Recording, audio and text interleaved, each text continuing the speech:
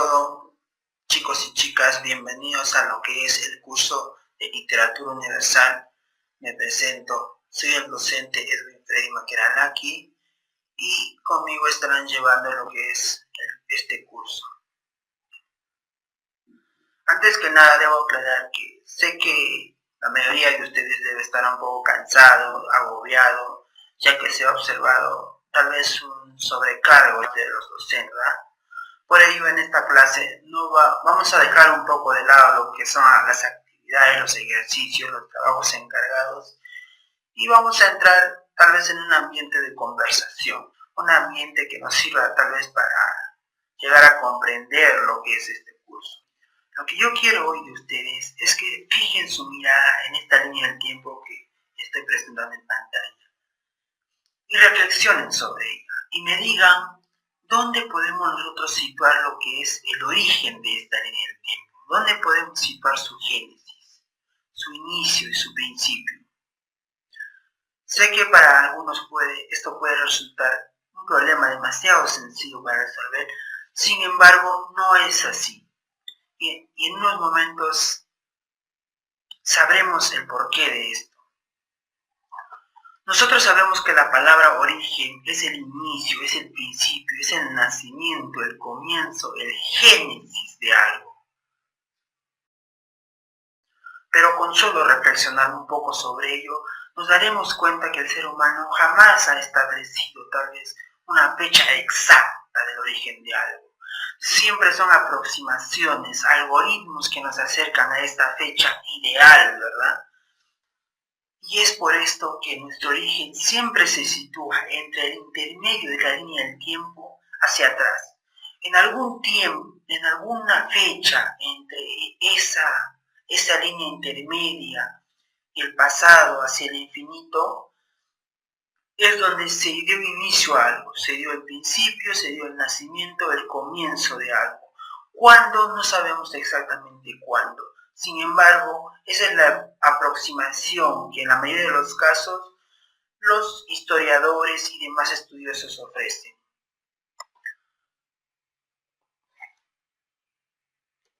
Esta parte de la historia, esa que nace en el intermedio de la línea del tiempo y se va hacia el lado izquierdo, es la historia poco conocida, de la cual no tenemos certeza, de la cual no podemos demostrar y no tenemos pruebas de que se haya originado en tal lugar o en tal fecha. Entonces, ¿nosotros qué hacemos cuando decimos, por ejemplo, cuando estudiamos la historia? Siempre tenemos que iniciar por algún punto. Un punto al cual nosotros tenemos que fijar como inicio. Y sea como sea, tenemos que encontrar en la historia ese punto de rompimiento entre la historia no conocida y la historia que conocemos. Y ese punto lo representa esta partición intermedia. Ese es el inicio. El intermedio de la línea del tiempo es el inicio desde el cual nosotros, a partir de ello, vamos a ir registrando cada momento de la historia. ¿Por qué? Porque desde ese momento nosotros tenemos una certeza, nosotros tenemos las suficientes pruebas para asegurar que algo sí existe. Tal vez existió en el pasado, pero desde el inicio nosotros tenemos la certeza de que sí existe. Y con eso completamos lo que es nuestra línea del tiempo, ¿verdad? Entonces, en resumen, en la línea del tiempo siempre hay una partición intermedia que nos indicará, que dividirá nuestra historia entre una historia no conocida y una historia que conocemos y que registramos, de la cual podemos acumular ciertas pruebas para demostrarlo. Pero vamos a ir más allá de ello y ejemplificar esto. Por ejemplo, si yo pregunto, ¿desde cuándo comienzas a existir? ¿Desde cuándo tú te consideras ya un ser humano? Muchos dirán que es el momento del nacimiento. Muchos dirán que el nacimiento es lo que marca entre tu existencia y tu no existencia, ¿no? Pero ¿realmente es así? Pues bien, no es así, porque el momento de tu nacimiento solo es el punto intermedio en tu historia, porque hubo un antes de lo cual tú tal vez no conozcas. Y esa es tu historia incierta. En algún momento entre tu nacimiento y tu pasado, es decir, los 9 meses que estuviste en la barriga de tu mamá o de tu madre, en algún momento tú empezaste a existir. El nacimiento solo significa que desde ese momento tenemos una certeza, una prueba válida de que tú ya existes. Tal vez sea tu partida de nacimiento, tal vez sea un video, tal vez sea fotos, pero desde el nacimiento se mantiene un registro, ¿verdad? Se mantiene un registro de toda tu vida. Y esa es tu historia conocida. Registrarás cada momento de tu vida, desde tu graduación, tu trabajo, hasta lo que es tu muerte. Entonces, quedemos claros en algo.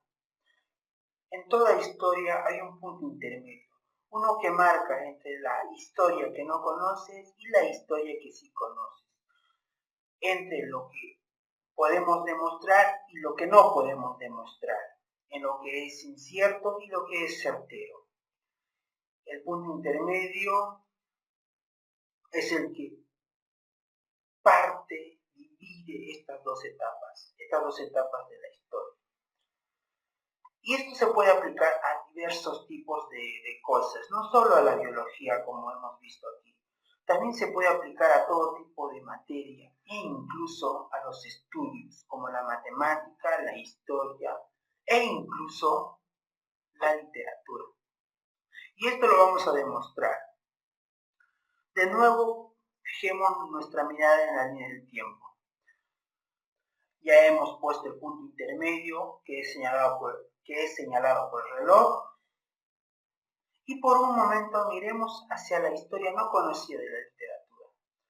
Una historia que nos plantea muchos problemas y preguntas tal vez un poco filosóficas sobre su origen. Por ejemplo, ¿cómo nació la literatura? Si decimos que la literatura nació, por ejemplo, con el hombre, entonces, ¿cuándo nació el hombre? ¿Cuándo se originó el hombre? No tenemos certeza de ello. Si decimos que la literatura, por ejemplo, nació con el habla, con la escritura, ¿cuándo nació la escritura? ¿En qué momento de la historia podemos ubicar tal vez el origen de la escritura? Como dije antes, ciertamente tenemos aproximaciones de cuándo se originó la escritura, pero exactamente no sabemos cuándo. Y el otro problema que nos plantea la literatura es, ¿qué es literatura? Tal vez una pregunta contradictoria y controversial. ¿Qué es la literatura? Esta pregunta es un dolor de cabeza incluso para los estudiosos de hoy, porque realmente no nos ponemos de acuerdo en qué es la literatura, en cuál es su definición, qué podemos identificar como la literatura y qué no. Ciertamente hasta ahora hemos desarrollado ciertos cánones para delimitar esto, pero no siempre son uniformes. Es decir, una persona te puede decir que esto es literatura y que esto no es literatura. Y esa sería la historia no conocida de la literatura, en lo que es incierto, lo que no podemos determinar. Esta parte de la historia de la literatura siempre es subjetiva, porque está abierta a lo que es el pensamiento individual, lo que tú consideras literatura y lo que no consideras literatura, por lo cual no se ha podido llegar tal vez a un consenso sobre ello. Pero nosotros fijamos nuestro inicio, al igual que en los anteriores ejemplos, en el intermedio de la línea del tiempo. Y a partir de ese intermedio hacia la derecha, nos dirigimos hacia la historia conocida de la literatura. A esa historia de la cual tenemos registros, tenemos pruebas y de la cual podemos dar tal vez tal vez cierta credibilidad, ¿no? Cierta demostración de que la literatura desde ese punto ya existía. ¿Y quién se encarga de recolectar esta historia o estas etapas de la literatura? Pues de eso se encarga la literatura universal. Es decir, la literatura universal en realidad es es esa denominación que se le atribuye a todas las etapas de la literatura, desde su inicio hacia adelante, es decir, hacia la era actual.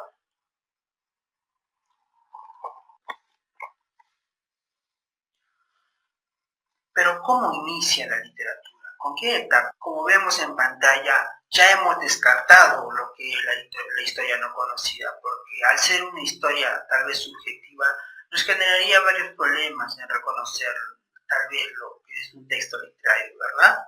Entonces nos situamos desde el punto intermedio hacia el extremo derecho. Y desde este punto nosotros empezaremos a enumerar las etapas que ejemplifican el desarrollo de la literatura a través de la historia. Y el primero de ellos es el clásico. Pero no quedamos solo en lo clásico, sino que vamos llevando a cabo un proceso que va marcado tal vez por los cambios culturales, sociales, económicos y políticos de cada era, ¿verdad?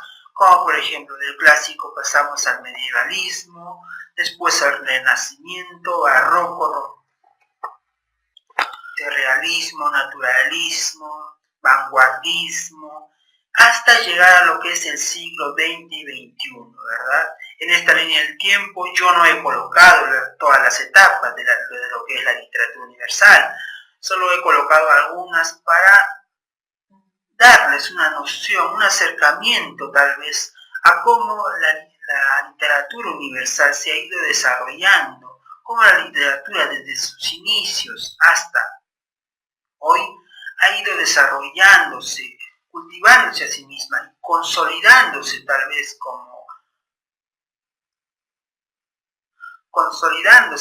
como una materia de importancia, ¿verdad? Bueno, como ya hemos venido repitiendo en numerosas ocasiones, la literatura universal básicamente es ese conjunto de recopilaciones, de muestras, de lo que son las etapas ordenadas cronológicamente, que ejemplifican de alguna forma, que nos acercan a lo que sería el desarrollo de la literatura a través de la historia, de cómo se construyó a sí misma y se consolidó como una de las materias tal vez más importantes en la historia de la humanidad. Bueno, con esto daríamos fin a lo que es la primera clase de literatura universal. La próxima clase estaremos viendo lo que son la época clásica occidental y la época clásica oriental.